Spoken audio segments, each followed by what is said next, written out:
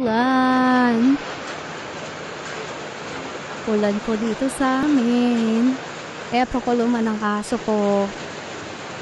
Di sila mababasa diyan kasi pinagawa ko na yung pinto kay Pader. Kaso ang pangit na lang talaga. Si Zoe? Ayun si Zoe. Si Zoe po, hindi lalamigin si Zoe diyan kasi kulong na kulong din siya diyan.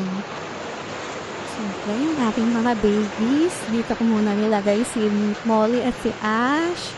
Ay, ay, ay. Ba't nagising?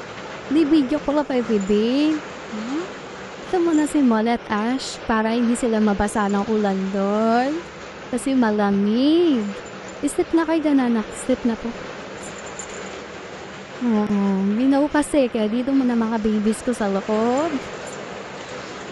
Yung safe naman yung dalawang aso ko dun sa labas.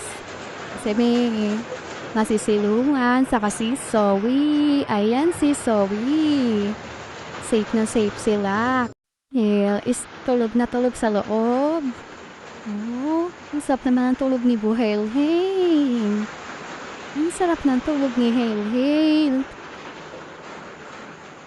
Safe sila pag naulan. Hindi sila nababasa ng ulan, guys.